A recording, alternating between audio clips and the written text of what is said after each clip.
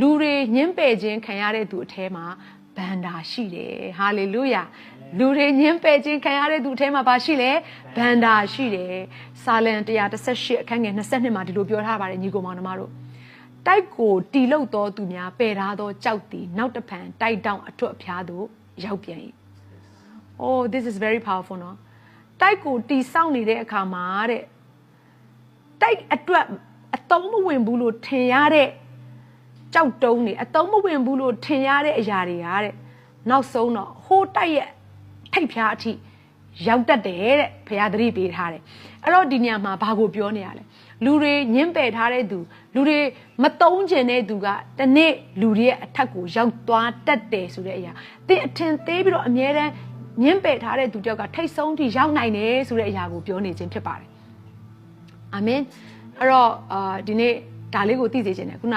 တိုက်ကိုတီလုတ်တော်သူများဆိုတဲ့အရာကအင်္ဂလိပ်လိုဆို builder လို့ခေါ်တယ် builder เนาะဒါကတိုက်ဆောက်တဲ့သူပေါ့ဒါပေမဲ့တိုက်ဆောက်တဲ့သူနဲ့တိုက်ရဲ့တန်ဖိုးပေါ်လွင်အောင်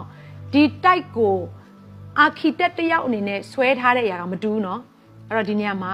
ရိုးရိုးတိုက်ကိုအကျန်းတယ်ဆောက်တဲ့သူကဘသူ့အပေါ်မှာမှီခိုရလဲဆိုတော့ဒီတိုက်ပုံစံကိုမမြင်ရသေးတဲ့ပုံစံကိုပေါ်ထုတ်တဲ့ architecture တွေကို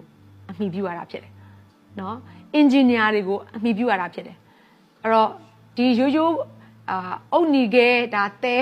ဒါကတော့ကြောက်စရစ်ကဲဒါကတော့ထုံးဘီလက်မြေဒါတော့အစုပ်ပလုတ်တန်ဖိုးမရှိဘူးလို့ထင်ရတဲ့အရာကိုတန်ဖိုးမြင့်သွားအောင်တိမ်တောင်းနဲ့ချီတန်းနဲ့ချီတန်တဲ့အရာဖြစ်သွားအောင်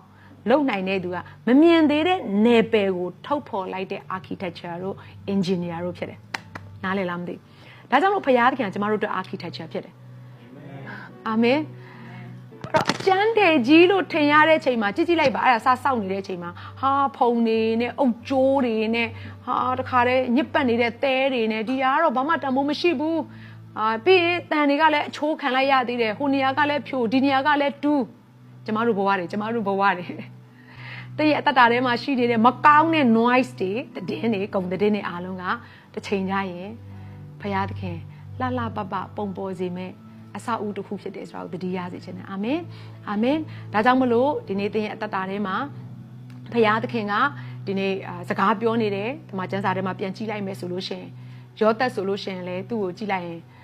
ဒါညီကိုထဲမှာအမြင်ကက်စရာကောင်းတဲ့ပုံကိုအနေထိုင်မတက်စကားအပြောမတက်သူမတ်တဲ့အိမ်မက်တွေကအစာလိုက်ပြောပြီးတော့တခါတည်းဒီလူငယ်စကားနဲ့ပြောမယ်ဆိုတအားကိုလေကျဲတဲ့လူငယ်လေးတစ်ယောက်ပေါ့နော်မိသားစုကအမြင်ကက်လောက်တဲ့အထိအဖေမေကအမြင်ကက်လောက်တဲ့အထိဖြစ်သွားတာဘာကြောင့်လဲဆိုအိမ်မက်ကိုပြောတဲ့အတွက်ကြောင့်မလို့